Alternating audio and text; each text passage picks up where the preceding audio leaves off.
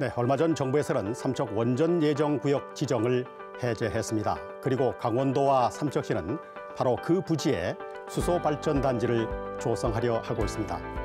그런데 여러분들 잘 아시는 것처럼 얼마 전 강릉 과학산업단지에서는 수소 탱크 폭발 사고가 있었습니다.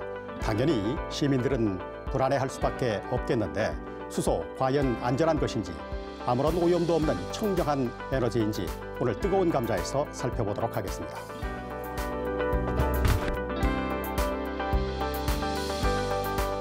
네, TV토론 뜨거운 감자 오늘 저와 함께 재미있는 수소 이야기를 나눌 세 분 패널을 소개를 해드리겠습니다. 먼저 수소 지식그룹 컨설팅 랩의 이미천 소장 나오셨습니다. 어서 오십시오. 네, 안녕하십니까. 이미천입니다.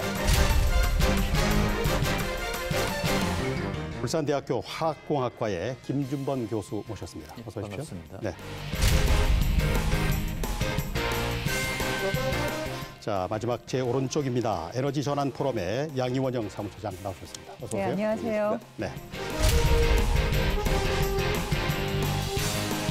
자, 이렇게 세 분 모시고 오늘 수소 이야기를 좀 집중적으로 해보도록 하겠습니다.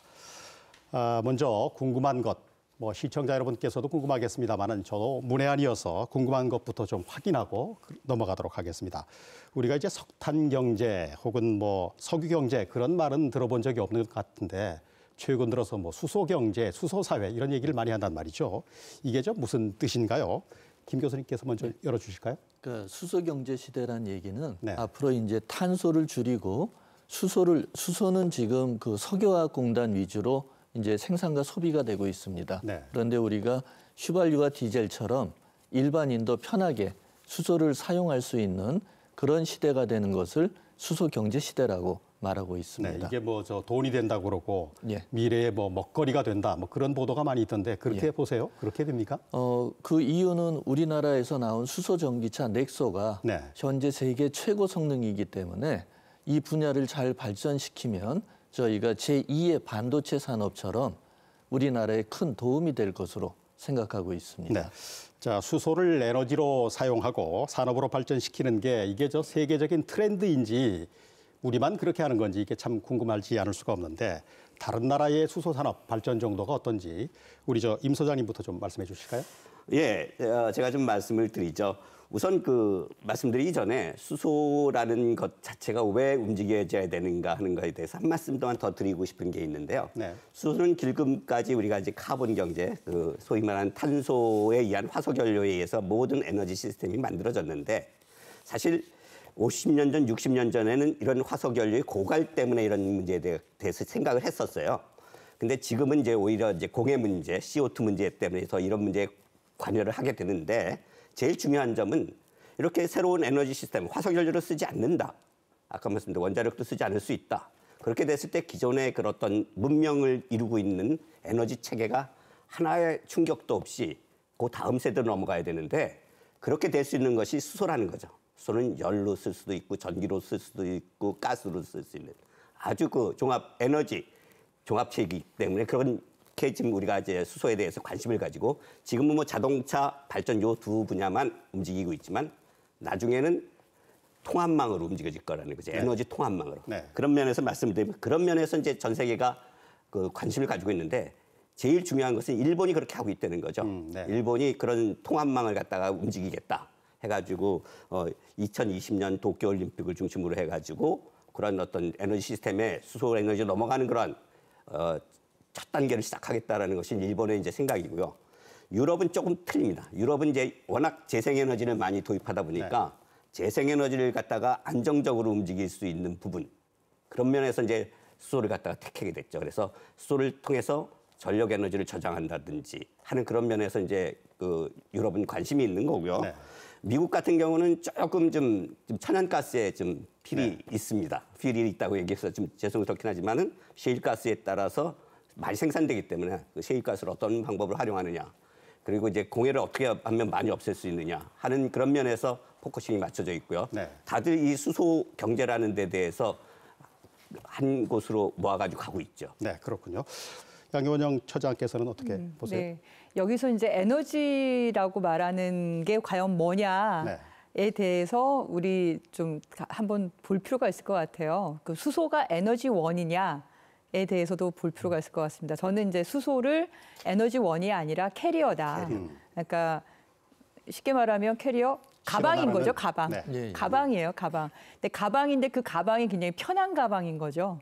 우리가 에너지를 쓸 때 전기로 쓰기도 하고 말씀하신 것처럼 열이 필요해 쓰기도 하고 수송으로 쓰기도 하고 여러 형태의 에너지원을 우리가 써야 되는데 그걸 할 때 뭐 각각의 에너지원을 다 개발할 수가 있지만 그걸 수소로 단일화해서 각각 다 역할하게 만들 수 있는 거죠. 수소로 수송도 할 수 있고 수소로 열도 만들 수 있고 수소를 전기로 만들 수 있고 그러면 이 수소를 뭘로 만들 거냐가 또 고민인 거예요.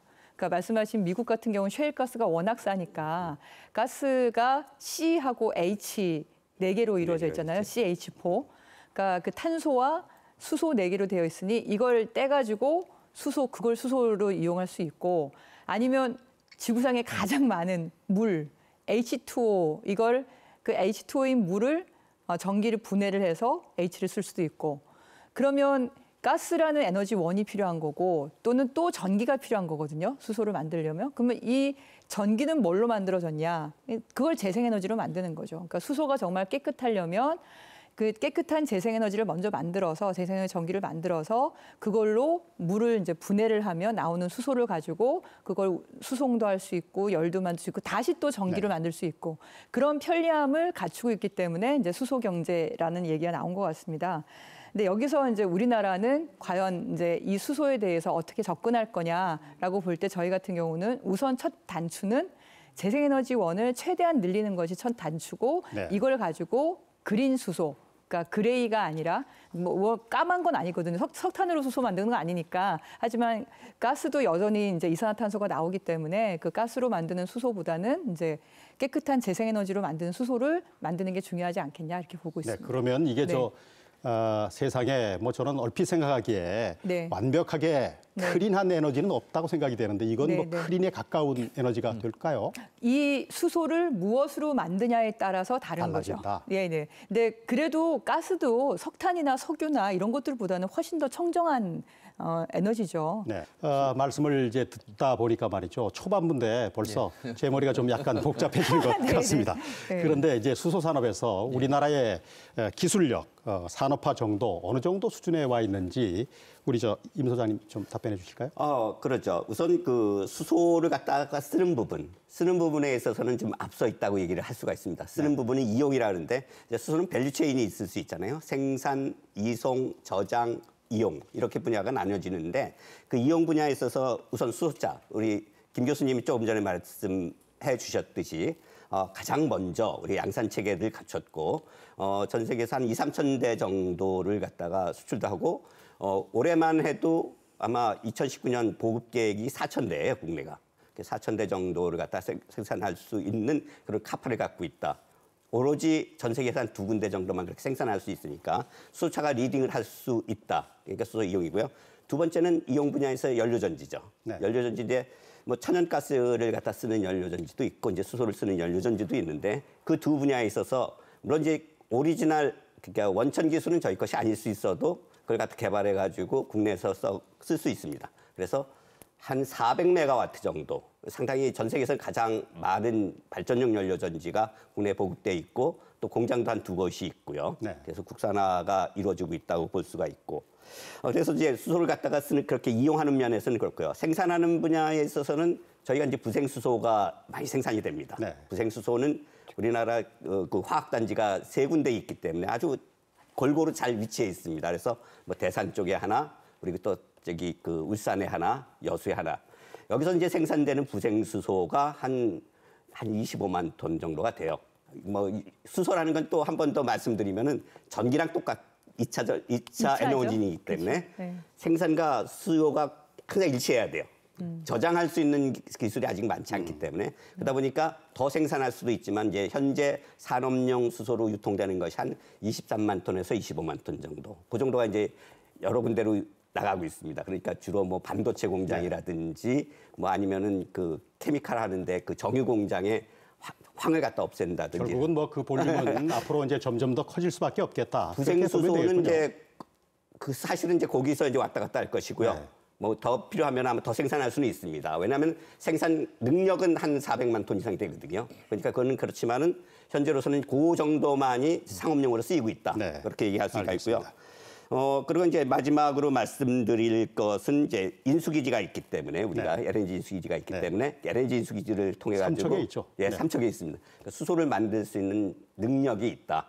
그러니까 좀 전에 얘기했던 개질 능력, 개질을 통해 가지고 뭐 정부에서는 추출이라고 얘기하는데 저 공학하시는 분들은 추출이라는 말이 개질이라죠. 네. 이렇게 좀 좋은 얘기 같아 네. 보이지는 않습니다. 네. 이 말로 하면은 이제 한꺼번에 그렇게 바꿀 수가 있는 내용은 아니니까 네. 이제 저희는 개질수소라고 얘기를 하는데 네. 그렇게 이제 천연가스로부터 수소를 만드는 거. 네. 하나 더 덧붙이면요. 천연가스도 일종의 물분해입니다. 우리 김 교수님도 잘 네. 아시다시피 네. 물을 가지다가 천연가스를 집어넣어야지만이 분해가 되는데 거기서 물분자 H2O가 하나 더 들어가거든요. 아, 네. 그래서 그렇군요. 그것도 일종의 물분해다. 물에서부터 수소가 좀 나온다. 물론 이제 연소 좀 열을 만들기 위해서는 이제 연소형 천연가스가 들어가긴 하지만 실질적으로는 물을 한 분자를 더 가지고 옵니다. 네, 네네. 수소 산업에 대한 투자를 좀 생각해 봐야 될 것 같은데 지금 정부에서 뭐 역점급 정책으로 이걸 펴고 있는 것 같아요. 태양광, 뭐 풍력 등 다른 그 신재생 에너지하고 비교를 했을 때는 뭐 어떤가요? 뭐 부족하다고 말씀하실 것 같기도 하고 더 해야 된다 뭐 이렇게 말씀하실 것 같은데 말이죠. 신재생 에너지가 지금 태양광, 네. 뭐 풍력, 수소 연료전지 여러 가지로 이제 대변되고 있는데 네. 각기의 장단점이 있습니다. 네. 그런데 수소 연료전지 쪽의 장점을 말씀드리면 굉장히 적은 설치 면적으로도 동일한 양의 전기를 발생시킬 수 있기 때문에 네. 그러니까 수소 연료전지 경우에는 태양광에 비해서 한 300분의 1 그리고 풍력에 비해서도 한 30분의 1 굉장히 적은 면적에 설치할 수가 있습니다. 그리고 뭐 건물을 지어서 1층, 2층 여러 층으로 할 수 있기 때문에 도심에 지어도 공해나 소음이 전혀 발생하지 않습니다. 네. 그래서 도심형 그리고 분산형 에너지원으로서 적합하고요. 그리고 현재 우리나라의 수소가 전 세계 수소의 한 3 내지 4%에 달하는 양의 수소가 생산이 되고 유통이 되고 있습니다. 그래서 수소 산업적인 측면에서는 우리나라도 충분한 기술력을 갖추고 있다고 봐도 될 것입니다. 네. 저는 수소의 산업화를 얘기할 단계일까 이런 걱정은 좀 있어요. 그러니까 아까 말씀드린 것처럼 수소의 역할은 전 기대가 되거든요. 그러니까 앞으로도 여기에 투자도 돼야 되고 연구도 더 많이 돼야 된다고 생각을 하는데 현재 상황을 봤을 때 우선순위, 정책의 우선순위, 투자와 그리고 어떻게 보면 공공의 세금의 우선순위가 무엇이 돼야 될까라고 한번 봐야 될 것 같습니다.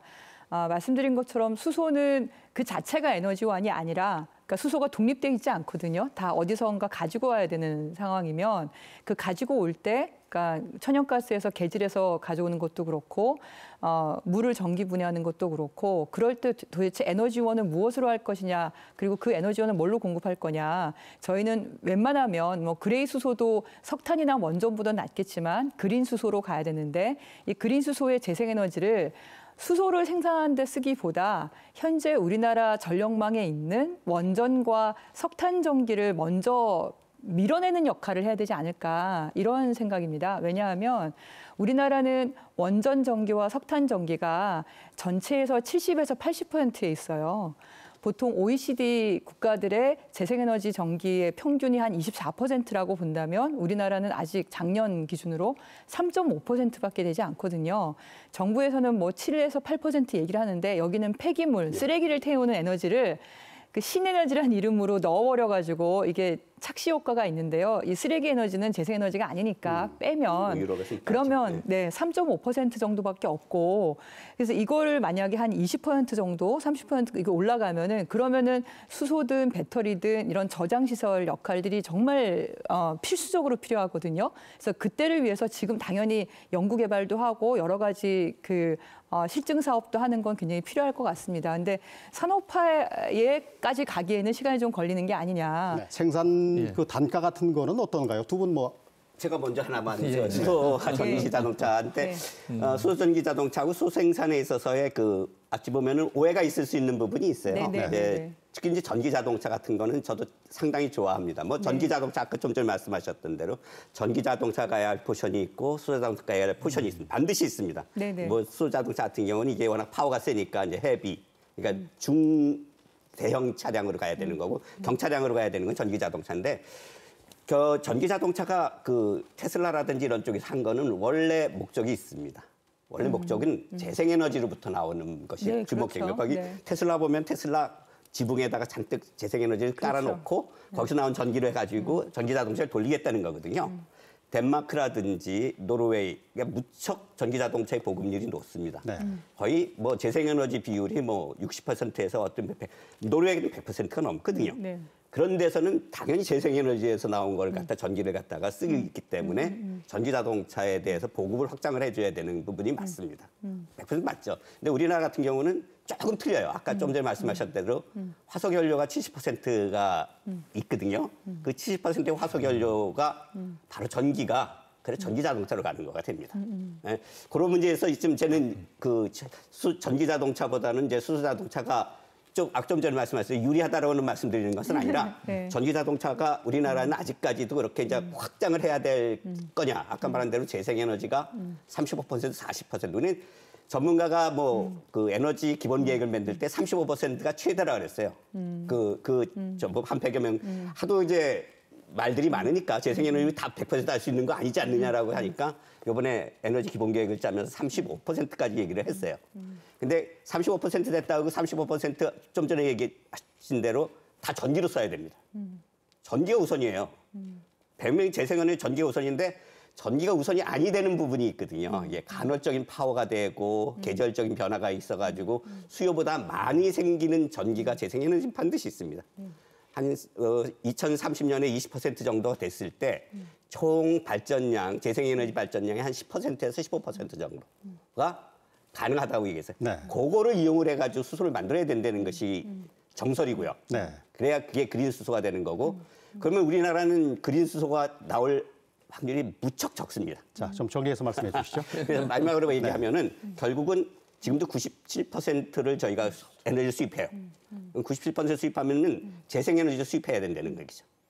네. 재생에너지 수입해야 교수님은 되는 네. 나중에 그래서 네, 네. 그린 수소를 수입하게끔 되면은 이제 그런 걸 갖다 해결할 수가 뭐 있다는 제가 거죠. 보기에는 수소에 대해서는 크게 이견이 있는 것 같지는 않은데 네. 예. 방금 말씀하신 것 중에서 제가 이제 이견이 있는 것은 재생에너지 100% 사회가 가능할 것이냐를 지금 얘기하는 것은 좀 상당히 그러니까 기술적인 부분에서의 한계가 분명히 있을 수 있으니까 지금은 좀 어려워 보일 수 있다. 근데 그리고 우리나라는 지금 개통도 연결이 안 돼 있으니까. 근데 예를 들면 뭐 하나 예를 들어서 하와이 얼마나 꿈의 섬이라고 얘기합니까? 근데 하와이는 저희 같은 에너지 전환을 꿈꾸는 사람에게도 또 꿈의 섬이에요. 하와이가 2050년까지 재생에너지 100%로 공급하는 걸 선언을 했다가 몇 년 전에 그걸 바꿨어요. 어렵다가 아니라 해보니 쉽네가 된 거죠. 그래서 2045년에 재생에너지 100%로 가는 걸로 거기도 섬이기 때문에 말씀하신 것처럼 개통이 연결이 안 돼 있거든요. 그러니까 개통이라는 게 송전선로가 연결이 안 돼 있기 때문에 모자라거나 넘칠 때 주고받는 게 없죠. 근데 그럴 때 저장, 지금 수소와 같은 이 저장 역할을 하는 수소나 배터리나 이런 저장 역할을 할 수 있는 기술, 그리고 실시간으로 좀 들쑥날쑥하는 그런 재생에너지를 잘 조절을 해서 매끄럽게 만드는 그런 기술, 이것이 이미 상당히 많이 발전돼 있고 적용되어 있어서 이게 60% 70%까지 재생에너지 공급이 현재 가능하다는 거죠. 그래서 우리도 충분히 2040년이면 20년이나 남았기 때문에 충분히 그런 기술이 될 거고, 그럴 때 저는 이 수소가 중요한 역할을 하게 될 거다라고 네, 얼마 전에 생각합니다. 그저 수기 민주주의처럼 네, 말이죠. 네, 원전 네. 문제를 가지고 네, 네. 그렇게 장기간 토론을 한 적이 있었는데 오늘 이 주제도 네. 아마 이제 그 정도는 토론을 해야 결론이 나오지 아니, 근데 않을까. 여기는 크게 아니, 이견이 있는 건 그런 아니에요. 생각이 좀 들기도 하고 말이죠. 인정하는 부분은 네, 네. 네. 처음 단계다. 수소는 네. 처음 단계다라는 건 100% 인정을 합니다. 네, 예를 네, 들면 네. 계질가스 같은 경우는 뭐 네, 100년의 네. 역사가 있어가지고 수소를 네, 네. 만드는데 네. 그런 도 있지만 수전에라든지 수전에도 100년의 역사가 있지만은 네, 네. 지금 그 규모로 아까 말한 대로 대형 규모로 우리가 아까 말한 대로 그 재생에너지의 그 간헐적인 파워를 네, 네. 리무빙하기 위한 거는 아직 안 돼 있거든요. 네. 수소 저장도 마찬가지고. 자, 그래서 거기까지 이니셔티브라는 일단 것만 듣고 얘기할 말이죠. 수- 네, 자, 네. 김준범 기술자 교수님. 분들을 저는 믿습니다. 네. 네. 그리고 이제 그 천연가스나 석탄을 이용해서 네네. 전기를 만드는 화력 발전하고 네네. 그리고 천연가스와 물을 반응시켜서 네네. 수소를 만들어서 네네. 전기 네. 만드는 네. 두 가지 방식을 저희가 네. 전주기 해석, 네네. 그 라이프 사이클 어세스먼트로 비교해 봤을 때 네네. 이산화탄소 발생량은 뭐 비슷하게 나올 수도 네. 있다 그러고요. 네네. 그런데 중요한 거는 네. 최근에 이슈가 되고 있는 그건 미세먼지나 안 나오죠 아마. 황산화물, 질소산화물은 네네. 화력 발전에 비해서 수소 쪽이 10분의 1 내지 100분의 1로 줄일 수가 네네. 있고요. 네, 그리고 그렇죠. 또 네.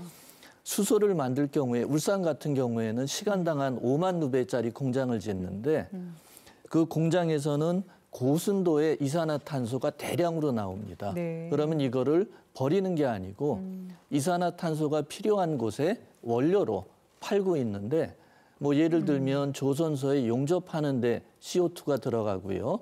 그리고 또는 뭐 드라이 아이스를 만들거나 아니면 뭐 탄산, 우리가 음료수에 나오는 가스가 탄산이죠.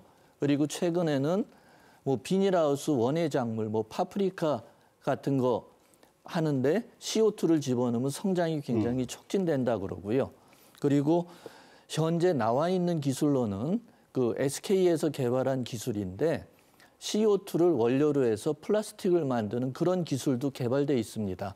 다만 지금은 아직은 경제성이 안 되지만 앞으로 CO2에 대한 페널티가 늘어나게 되면 충분히 우리가 적용할 수 있는 기술도 있기 때문에 근데 이산화탄소 저감에서도 네. 충분히 효과가 있을 수 네, 있습니다. 그 그거는 플라스틱을 저는 지금, 이제 네. 기본 아까 말씀한 그러니까 탄소 시대가 간다 이렇게 얘기한 네. 게 고갈이 아니거든요. 그러니까 우리가 석기 시대에서 청동기 시대로 넘어올 때 그 유명한 얘기가 있잖아요. 그렇죠. 그 사우디아라비아의 석유 재벌이 얘기했던 그게 돌이 없어서 석기 시대가 마감된 게 아니다. 그런 것처럼 석유와 석탄 시대, 이 화석연료 시대가 마감이 되고 새로운 시대로 가는 거는 석유와 석탄이 모자라서 그런 게 아니다. 그러면 우리가 일상생활에서 이 석유를 이용해서 탄화수소를 그러니까 석유라는 게 결국 탄화수소잖아요. 탄소와 수소의 결합되어 있는 이 물질을 이용해서 플라스틱도 만들고 여러 우리 사회 일상생활에 필요한 제품들을 만들 텐데 그거를 석유에서 가져오는 것이 아니라 방금 말씀하신 것처럼 공기 중에 있는 이산화탄소를 포집을 그렇죠. 해서 예. 그리고 또 수소도 만들어서 그걸로 다시 해야만 이게 지구온난화를 일으키는 대기 중에 이산화탄소를 줄이는데 저감하는 데도 역할을 하지 않겠냐. 이런 차원에서 그런 이산화탄소를 이용하는 기술에 대해서 저는 빨리 개발되고 발전이 되기를 바랍니다. 근데 현재로는 그걸 이용하는 양이 너무 미미해서 이제 그거를 기술 발전시키는 거와 한편으로 되도록이면 이산화탄소가 안 나오게 만드는 것. 그러니까 이산화탄소는 안 나오게 만들고 이미 있는 이산화탄소를 어쨌든 포집을 해서 그런 기술로 가게 만드는 게 지금은 네. 우선이지 않을까. 네, 수소 경제의 가능성, 경제성 이게 또 깨끗한가 그런 얘기를 전반부에 좀 나눴습니다. 수소 에너지 듣고 보니까 말이죠. 어쨌든 뭐 좋은 것 같아. 저는 네. 그렇게 느껴지는데 네. 그런데 이제 수소하면은 우리가 이제 머리에 언뜻 떠오르는 게 이게 수소 폭탄이 자꾸 생각이 나서 말이죠. 네. 이게 수소의 안전성 얘기를 좀 해보도록 하겠습니다. 임 소장님 해주실까요? 예, 우선 우리가 갖고 있는 트라우마가 있습니다. 두 가지 트라우마가 있는데 이게 수소 산업의 발전을 가장 저해한 요인이었어요. 하나는 네. 1934년인가 네. 힌덴부르크호의 폭발. 이제 힌덴부르크호라는 것은 나치가 아주 자랑했던 커다란 비행선이었거든요. 네. 그래서 그게 대서양을 건너가지고 미국에 도착하면서 미국에 도착하는 날 그냥 그대로 도착 못하고 폭발해버리고 맙니다. 그 안에 원래는 이제 헬륨이 들어가는 게 원칙인데 그 당시 또 이제 군수 물자라 해서 미국에서 수소를 갖다가 팔지를 않았나 봐요. 그래서 이제 수소가 들어가 가지고 이제 건넜는데 결국은 전 세계 모든 기자들이 보는데 그 당시 뭐 카메라도 별로 시원치 않았는데 그걸 다 찍어 가지고 다 송출한 거죠. 그러니까 수소는 폭발. 두 번째는 이제 그 50년대 그 비키니 섬에서 했었던 수소 폭탄. 왜 수소라는 이름을 갖다 폭탄을 붙였는지는 모르겠지만 그 수소 폭탄이라는 이름이 이 두 가지 큰 트라우마인데 결국 이제 두 번째 수소 폭탄부터 얘기를 하면 폭탄이라는 말은 얼토당토 않는 얘기라는 얘기죠. 수소 폭탄이라는 게 결국은 태양을 만들어가지고 태양을 순식간에 만들어가지고 터뜨리는 게 수소 폭탄이라고 하면 됩니다. 이렇게 핵융합이죠. 수소를 갖다 헬륨으로 만들면서 질량의 이제 감소분만큼 에너지로 나오는 건데 그게 이루어지려면 한 1억도 정도가 있어야 돼요. 태양과 같은 1억도도 분위기가 만들어져야 돼요. 그렇죠. 그걸 보통 원자폭탄을 써서 수소폭탄을 그렇죠. 만들거든요. 네, 그렇죠. 근데 거기에 쓰이는 운소는 수소가 아니라는 거죠. 그렇죠. 네. 수소가 아니고 네. 중수소, 삼중수소예요. 네, 네. 근데 자연계에서 삼중수소가 있을 확률은 내가 문헌 조사를 보니까 0.0106% 정도.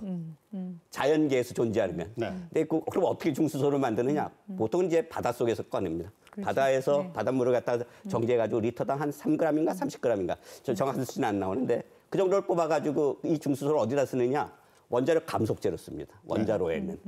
원자력 결국은 감속제로. 저 그러니까 수소는 아니다. 결국은 수소는 수소폭탄은 수소가 아니죠. 아니다라는 얘기죠. 중수소는 다른 물질이라는 얘기죠. 수소는 그거는 결국은 핵융합. 억울하네요. 예. 그때 수소폭탄은 오히려 핵융합이니까. 이게 지금 핵융합을 연구하는 사람들이 있는 거고요. 그렇군요. 그래서 이게 안전이라는 문제는 정말 수소 좀 전에 지적하신 대로 수소가 안전이 전제로 되지 않는다면은 수소 에너지가 활용이 될 수가 없어요.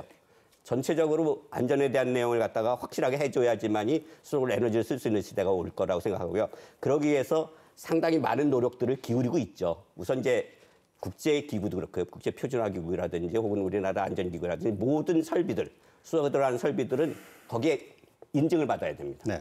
거기에 수소폭탄에 대한 인증을 받아야 되고 그 인증에 따라 설비도 설치를 해야 되고 설치할 때마다 또 검사를 하고 네. 그렇기 때문에 이제 사실 그 기준에 맞게만 해주면은 폭발할 이유는 없습니다. 네. 근데 폭발에는 두 가지 조건이 있어요. 하나는 화학적인 거, 하나는 물리적인 거.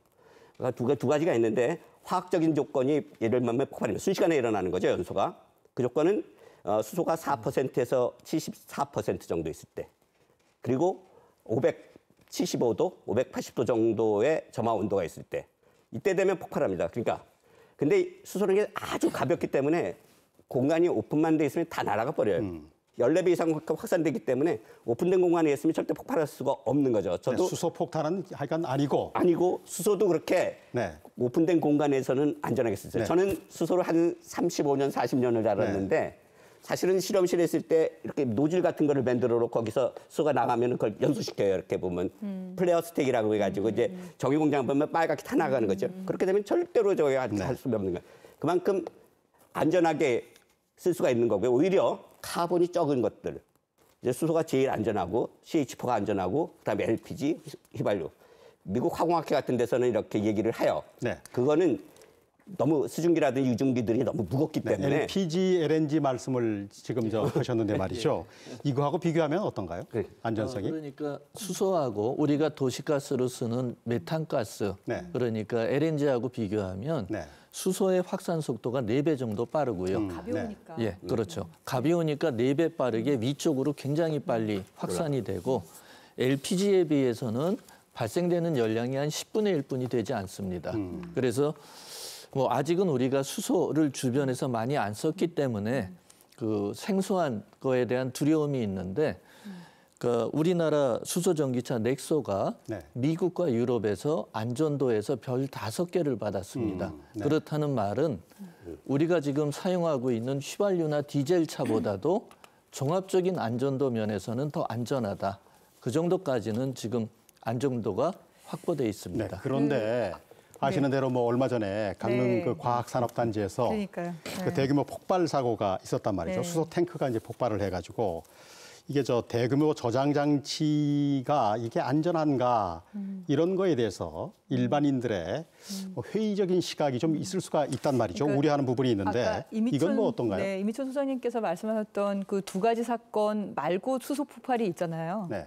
그게 세 이제 번째가 사실은 인명사고로서는 정말 이제 안 일어났어야지 될 사건이 일어난 건데 수소를 갖다 지금 이렇게 뭐 부흥되고 있는 입장에서는 근데 제가 판단하기에는 규정을 안 지키거나 그랬을 가능성이 상당히 농후합니다. 네, 아직까지 뭐 그러니까 결론은 나오지 않았고 그러니까 말이죠. 제가 세 번째라고 말씀드린 건 뭐냐면 후쿠시마 원전 사고의 폭발이 수소 폭발이거든요. 수소 생산이 그러니까 수소가 한 농도가 그러니까 굉장히 가볍기 때문에 수소 자체가 모든 주기율표 원소에서 가장 가벼운. 그렇죠. 네, 그러니까 양성자 하나, 전자 하나 이게 전부잖아요.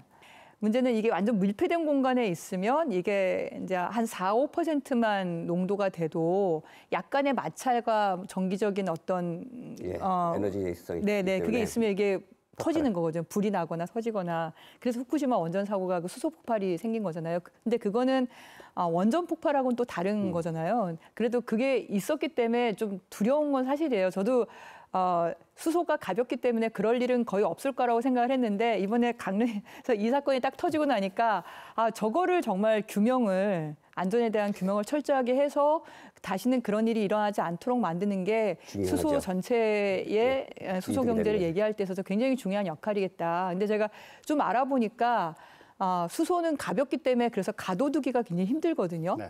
그리고 압력을 이제 그 수소 저장 용기가 에펠탑이 위에 올라 앉아도 끄떡없다 이런 비유를 하시던데 그 이유가 가둬두려면 한 700기압 맞죠?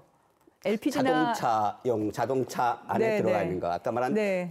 타입 4라 그랬는데 그거는 이제 탄소 섬유로 만들었기 때문에 네, 네. 그렇게 강해요. 그러니까 강하게 그렇게 그런 만들어져요. 걸로 한다거나 아니면 용접을 전혀 하지 않고 아예 심리스로 그냥 하죠, 예. 전체가 전혀 그런 게 없이 원전의 원자로도 그렇게 요즘에 만들거든요. 왜냐하면 안에 폭발이라도 생기면 이게 터지면 용접한 부분부터 깨져버리니까. 그래서 이게 그렇게 되지 않도록 만드는 거라든가 그렇게 하게 되면 그러면 이제 그런 폭발하고 또 좀 달라지니까 그나마 좀 낫지 않을까 이런 생각은 하는데 이번 거는 보면 다 용접을 했던 거라고 하더라고요. 그것이 이제 네, 네. 이유가 있죠. 사실은 이제 그런 부분들이 이제 보완돼야 될 부분들인데 네, 네. 저압이에요. 네. 저압이라는 것은 이제 지금 몇 제가 기압이었나요, 여기는? 그러니까 네. 그 수소 탱크는 하얀 탱크, 그죠? 다 안전공사의 그 인증을 다 받은 물건들이고요. 네. 거기 그 안에서 이제 폭발이 일어났다는 거는 아까 말한 대로 화학적인 폭발 조건이 됐다는 거고. 그렇죠. 그러면 그게 조건이 됐을 때는 뭐 자체적으로 조건이 된 건 아니고 밖에서 이제 외부에서 유입됐겠죠. 유입된 물건이 이제 그 안에 거기면 아까 말한 대로 저장 장치를 하기 위한 연료 전지 수전의 장치가 이제 실험 설비가 있었어요. 실험 설비가 있었는데 이 실험 설비가 제가 생각하기에는 이제 어떤 그런 규정이라든지 이런 걸 안 갖췄을 가능성이 많다. 실험 설비 자체가. 이거는 뭐 제가 얘기를 함부로 할 수 있는 건 아니고 조사위원회가 따로 구성돼 있으니까. 지금 조사하고 있는 거예요. 예, 그러니까 그분들의 아직까지- 얘기를 듣고 나서 우리가 정확하게 네, 얘기를 네. 해줘야 되고 네, 아직까지 뭐 결과가 반드시 나온 건 아니고 대책을 말이죠. 세워야 된다는 거죠. 그래서 제가 마무리를 좀 드리면 우리가 수소 폭발하면 사실 후쿠시마 원전 사고도 수소 폭발이었으니까 그거를 비교해서 사람들이 생각할 수가 있어요. 근데 이 둘은 굉장히 다르다. 폭발은 수소 때문에 폭발한 건 맞지만 원전은 방사성 물질이 있었거든요. 네. 어쨌든 뭐 강릉에서의 수소 탱크 폭발 사고 지금 뭐 결론이 다 난 건 아닙니다만은 네. 어쨌든 피해가 워낙 커서 그럼요. 지역의 그 뭐 업체들이 200억 이상의 피해를 봤다고 그러고요. 그리고 이제 네. 인명 피해도 있었죠. 그럼요. 예, 네. 상당히 그래서 강원도가 사회 재난 지역으로 지금 선포를 얼마 전에 했습니다. 그런 일이 있었는데 네, 그런 작년에 교훈을 좀 얻는 아시는 대로 이제 형태였습니다. 이 지역에서 동계올림픽이 열렸잖아요. 예. 그때 이제 수소차가 시범 운영이 됐단 말이죠. 버스도 있고. 네네. 그런데 이게 지금 다 사라졌고 그래요? 한 대도 운영이 되질 않고 아. 있고 이제 그런 상황이 돼버렸는데 그거를 좀 말씀해 주시면 좋을 것 같아요. 그래서 거기 뭐 수소차에서의 수소차 얘기를 지금부터 네. 좀 해보도록 하죠. 아까 뭐 그 잠깐 탱크에 얘기가 대한 있었습니다만 설명을 좀 해주시면 좋을 우리 것 저 같아요. 김준범 교수부터 좀 말씀해 주실까요? 수소차 얘기 좀 해주시죠. 지금 우리나라는 이제 수소 연료전지 로드맵을 작성해서 네. 2022년까지 수소 전기차 8만 대를 생산할 계획이고요. 그 중에는 수소 전기버스 2,000대가 포함이 되어 있습니다. 그래서 지금 울산 같은 경우에는 우리나라 수소 전기차의 40% 정도가 돌아다니고 있고, 그래서 몇 대가 있죠, 울산은? 지금 거의 400대 정도 되는 것 같아요. 400대도 이제 훨씬 넘었고요. 그래서 네. 올해 물량으로 네. 1,000대 보조금을 책정했는데 네. 벌써 줄이 끝났습니다. 그 그러면 정도로 울산 가면은 수소차를 탈 가능성이 높겠네요. 저기 네. 주차장에서 볼 수 있어요.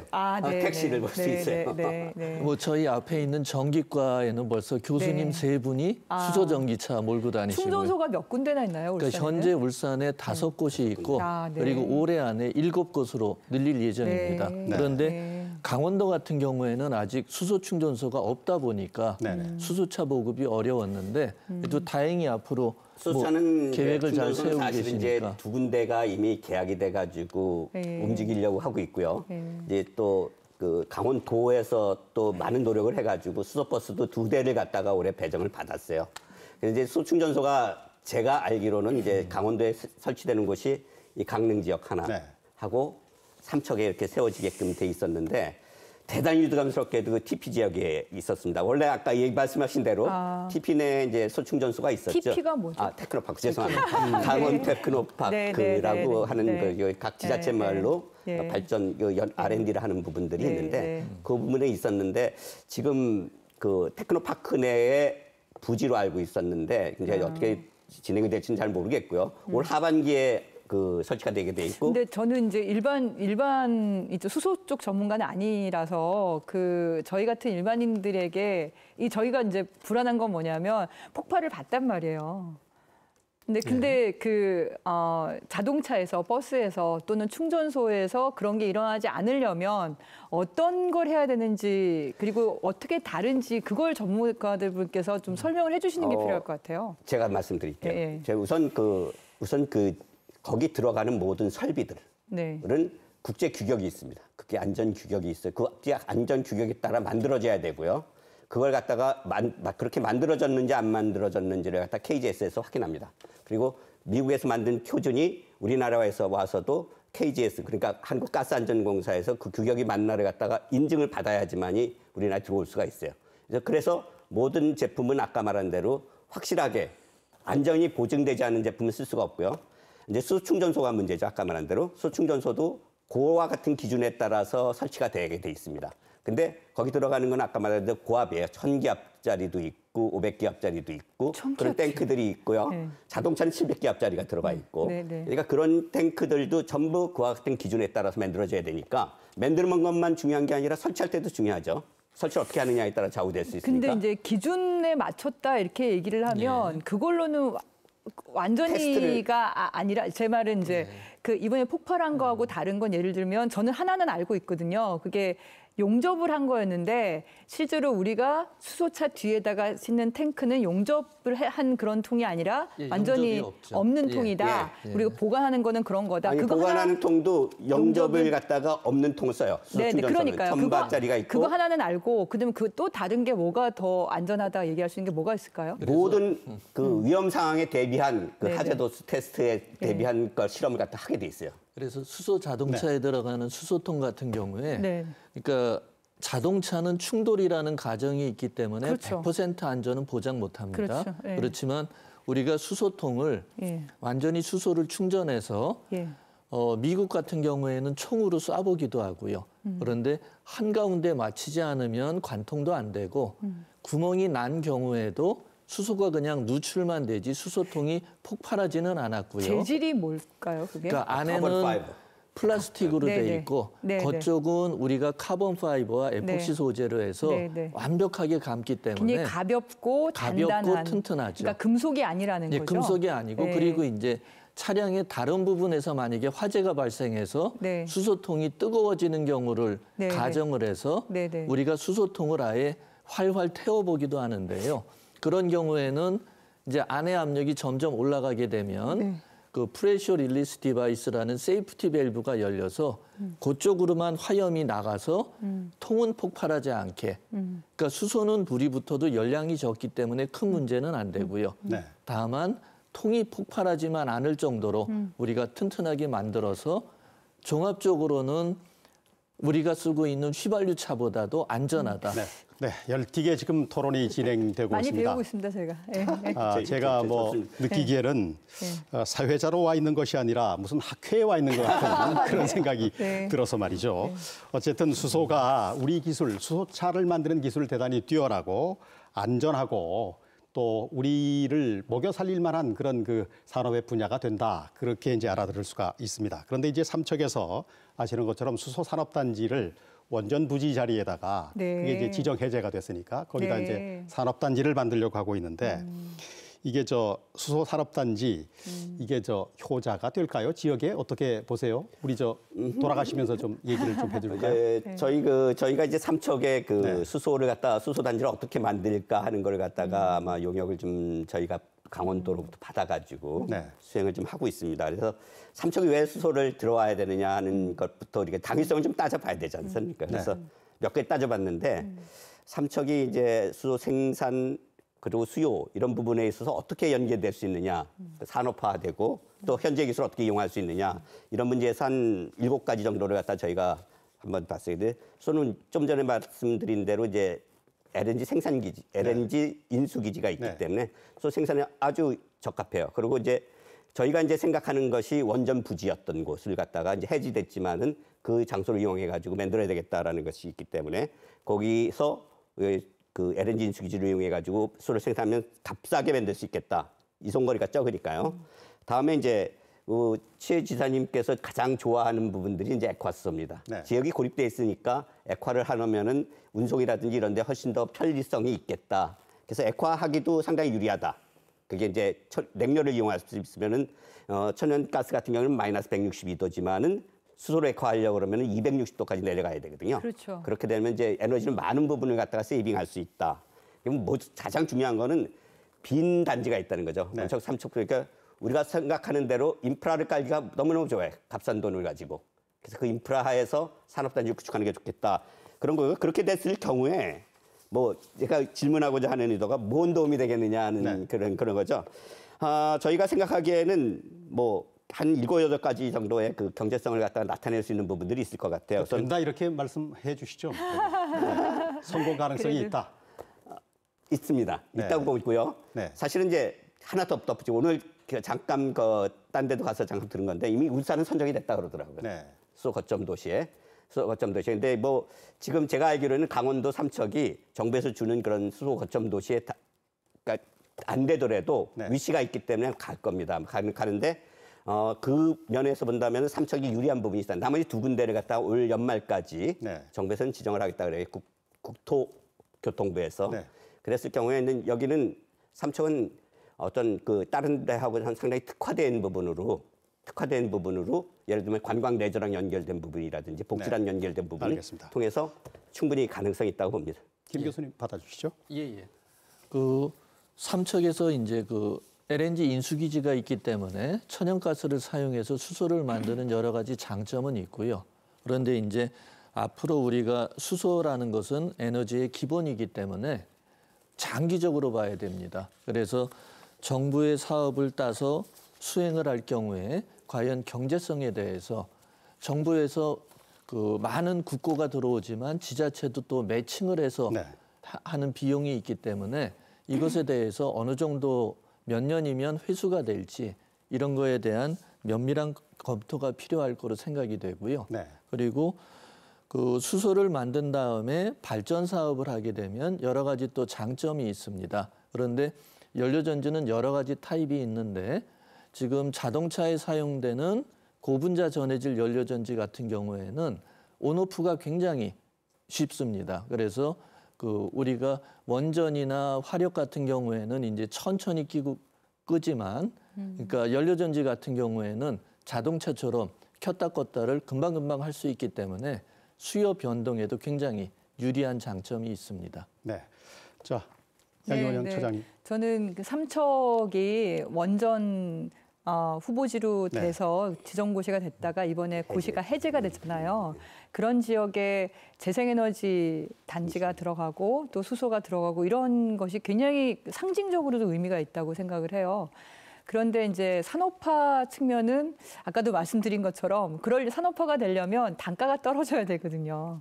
그러니까 그게 아니면 사실은 국가의 연구 개발 비용이랑 여러 이제 세금 지원이라든가 아니면 그건 지자체에서 매칭 펀드도 결국 세금인 거고 국가에서 지원하는 것도 세금인 건데 그걸 지원을 해서 기술을 끌어올리는 역할은 전 굉장히 필요하다고 생각하는데 아직은 단가가 굉장히 비싼 상태라서 산업화까지 갈지는 좀 걱정은 좀 되긴 합니다. 하지만 그렇게 기술 개발을 위해서 들인 돈이 앞으로 미래 사회를 위해서 준비하는 차원에서 역할을 할 수 있을 거라고 그렇게 기대를 하고 있고요. 다만 저는 이제 지금은 원전과 석탄 전기를 빨리 이렇게 밀어내는 게 더 중요해서 그 삼척의 상징적인 곳에서 생산된 그린 에너지, 다시 말하면 풍력하고 태양광을 대규모로 거기다 설치할 거라고 얘기는 들었거든요. 그 전기가 수소로 가는 거는 좀 이렇게 남을 때 가고 말씀드린 남을 때 가고 알겠습니다. 환경운동을 뭐 일생 동안 해오셨는데 네, 그래서 네, 원전 부지 해제하고 거기 수소 시설이 들어온다니까 일단 환영하는데 네, 네. 좀 많이 좀 따져보고 잘 준비하고 네, 네, 그렇게 네. 해야 되겠다. 네. 그렇게 이해를 아마 하겠습니다. 경제성 네. 있는 것부터 들어갈 겁니다. 네. 예를 네, 들어 네, 네. 당연히 경제성 있는 것부터 네. 들어갈 수소 겁니다. 탱크 폭발 사고 이후에 강릉의 그 사천 지역의 주민들이 수소 관련 시설 설치와 관련해서 지금 반대를 하고 있는 게 있습니다. 그런데 이게 이제 안전하다 이렇게 이제 얘기를 하는데 이걸 이제 시민들이 알아야 된단 말이죠. 어떻게 이걸 문제를 극복을 해야 될 건지 그런 얘기를 좀 해봐 주실까요? 네. 저희가 이제 그 사회적 합의 도출 과정이라고 그러는데요. 네. 맨 처음에 CNG 버스가 도입됐을 때도 네네. 어떻게 가스를 연료로 쓸 수 있느냐 굉장히 위험하다 그런 인식이 많았는데 일반인 분들이 몇 달을 타보니까 이제 괜찮더라 그런 과정이 있었다고 그럽니다. 그래서 수소도 아직 생소하지만 수소 전기 버스가 많이 보급되고 일반인 분들이 많이 경험을 해보면 수소에 대한 그 새로운 것에 대한 모르는 두려움도 네. 쉽게 없어질 수 있을 것이라고 생각합니다. 네, 그렇군요. 저는 이제 네. 그렇게 되려면 시간이 좀 걸려서 당장 이 문제를 해결해야 되는 거잖아요. 저는 천만 촛불 시대의 전과 후는 달라야 된다고 생각을 합니다. 어디 가서나 그런 얘기를 하는데요. 재생에너지도 반대하는 분들 계세요. 네. 가장 깨끗한 에너지라고 말하는 태양광이나 풍력도 이게 가짜 뉴스가 막 생기다 보니까 뭐 중금속 범벅이다, 뭐 세척제다 그러면서 사실과 아닌 얘기가 돌면서 사실 반대하는 분들이 계시거든요. 그럴 때 제가 드리는 얘기가 우리가 정말 하면 안 되는 것과 해야 되는 것에 대한 분명한 그러니까 선택이 있어야 된다. 그리고 그걸 아무것도 안 한다 그러면 그거는 우리가 할 수 없는 일이고, 그러니까 원전하고 석탄을 안 한다고 하면 재생에너지를 해야 되는 거고, 재생에너지를 한다고 하면은 배터리나 수소와 같은 저장 역할도 있어야 되는 거고, 그걸 우리가 얼마나 더 안전하게 하고 갈 건지는 우리 모두의 책임이다. 네, 그러니까 알겠습니다. 그전에는 무엇을 주장하는 것이 중요했지만 지금은 책임이고, 그래서 저는 전문가분들과 이제 정부 당국에 드리고 싶은 얘기는 아까 기준 얘기를 많이 하셨지만 사실은 기준을 얘기하거나 어느 주요 기관에서의 결정을 했다 이런 얘기는 권위거든요. 근데 저는 민주주의 사회에서의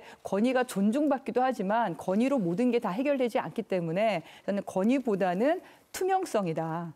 그러니까 정보를 정확하게 제공해 주는 것.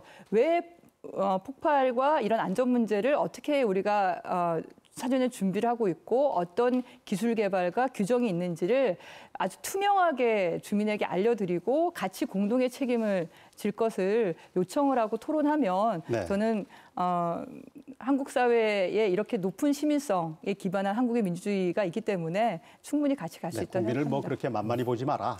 다 그 내놓고 얘기하면 다 네, 판단할 네. 것이다. 그럼요. 네, 수소 산업은 미래의 먹거리를 확보하는 아주 중요한 산업 분야라고 할 수가 있겠습니다. 어쩌면 지역이 발전하기 위해서 한 발이라도 먼저 선점해야 할 꼭 필요한 산업일 수가 있겠습니다.